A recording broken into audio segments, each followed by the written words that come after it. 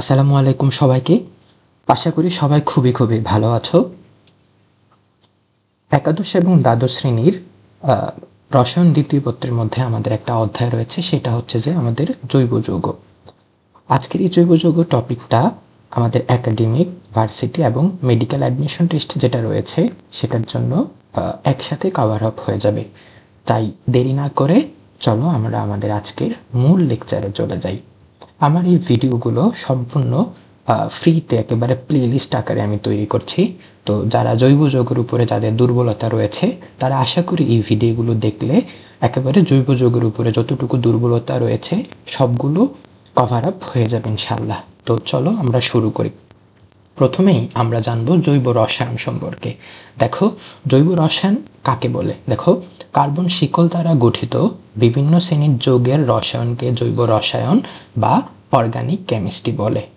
অন্য কথায়, রসায়নের যে শাখায় হাইড্রোকার্বন ও হাইড্রোকার্বনের বিভিন্ন জাতক সম্বন্ধে আলোচনা করা হয় তাকে আমরা কি বলি?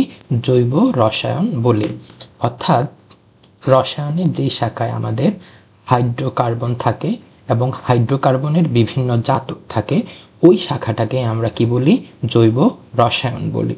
তাহলে এখন যেহেতু আমরা জৈব রসায়ন সম্পর্কে জানলাম, তার মানে প্রথমে আমাদের জানতে হবে জৈব যৌগ বলতে আমরা কি বুঝি।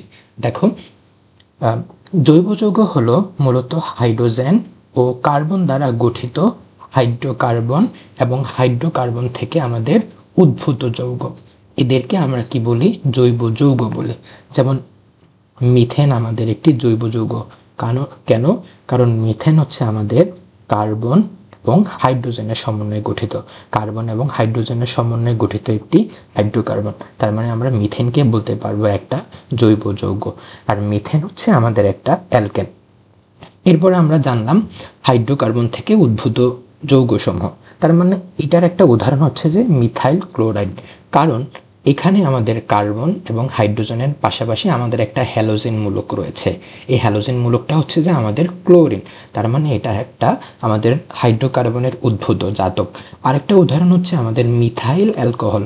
কারণ এখানে আমাদের কার্বন এবং হাইড্রোজেন ছাড়াও আমাদের হাইড্রোক্সিল মূলক রয়েছে, অর্থাৎ অ্যালকোহলীয় মূলকটা রয়েছে। আচ্ছা, এখন আমরা জানবো জৈব যৌগে হাইড্রোজেন এবং কার্বন ছাড়াও জৈব যৌগে হাইড্রোকার্বনের সাথে আর অন্যান্য কোন কোন মৌলগুলো যুক্ত থাকতে পারে।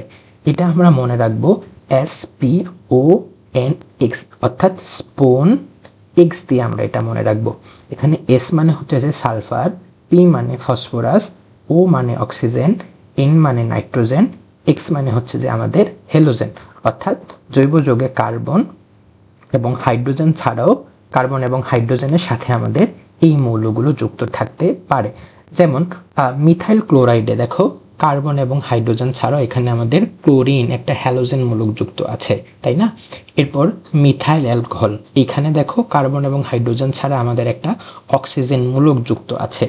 অ্যাসিটিক অ্যাসিডও ঠিক সেম, আমরা এখানে হচ্ছে যে আমাদের ও যুক্ত আছে, তাই না? এরপর আমরা যদি মিথাইল অ্যামিনের উদাহরণ দেই তাহলে আমাদের কি হবে? দেখো, CH3NH2। দেখো, তার মানে এখানে হচ্ছে কার্বন এবং হাইড্রোজেন ছাড়াও আমাদের এখানে নাইট্রোজেন মূলকটা যুক্ত আছে। তার মানে আমরা বলতে পারি জৈব যৌগে কার্বনের সাথে প্রধানত hydrogen, oxygen, nitrogen, sulphur, phosphorus এবং হ্যালোজেন ইত্যাদি মৌল যুক্ত থাকতে পারে। আর এটাকে আমরা মনে রাখতে পারি স্পোন এক্স দিয়ে।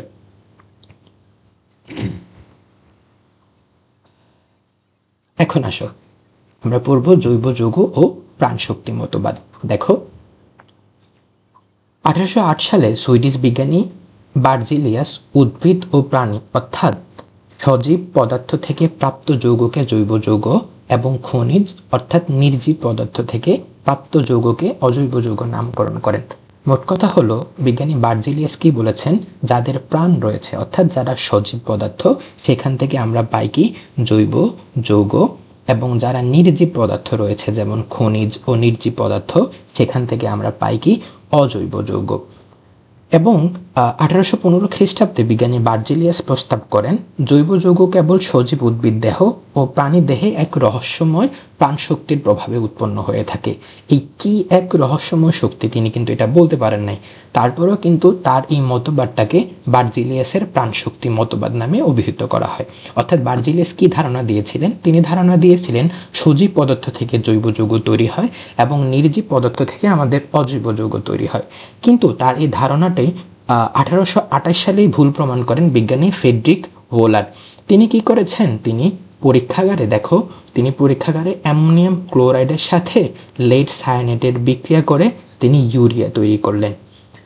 যদিও তার ইউরিয়া তৈরি করাটা টার্গেট ছিল না, তার টার্গেট ছিল অ্যামোনিয়াম ক্লোরাইডের সাথে লেড সায়ানেটের বিক্রিয়া করে সেখানে কিন্তু অ্যামোনিয়াম সায়ানেট পাওয়া যায়। তিনি এই অ্যামোনিয়াম সায়ানাইডটাকে, এই লিকুইড অ্যামোনিয়াম সায়ানাইডটাকে তিনি কঠিন অ্যামোনিয়াম সায়ানেটের জন্য রূপান্তর করতে চেয়েছিলেন। কিন্তু এইটাকে যখন আরও বেশি হিট দিলেন তখন এটা পুনর্বিন্যাস হয়ে আমাদের ইউরিয়া তৈরি হয়। এখন এই ইউরিয়া যে যৌগটা, সেটা তার কিছু আগে মানব মূত্র থেকে, অর্থাৎ প্রাণীদেহের যে মূত্র আছে সেখান থেকে আবিষ্কৃত হয়েছে। তাই বলতেই পারি যে বিজ্ঞানী ফ্রেডরিক ওলার প্রথম জৈব যৌগের আবিষ্কারক, বা তাকে জৈব যৌগের জনক বলা হয়।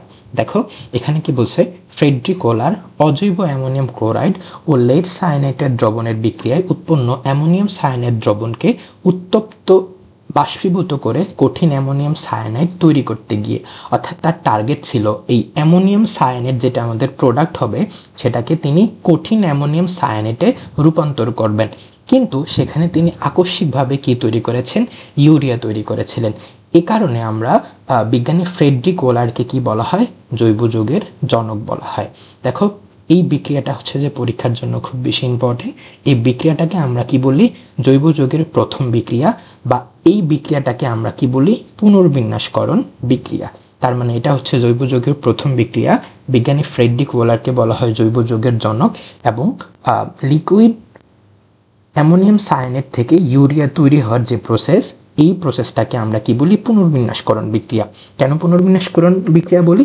দেখো এই অ্যামোনিয়াম সায়ানেটে আমাদের 2টা নাইট্রোজেন আছে, আমাদের 4টা কি আছে? হাইড্রোজেন আছে, 1টা কার্বন আছে, 1টা অক্সিজেন আছে।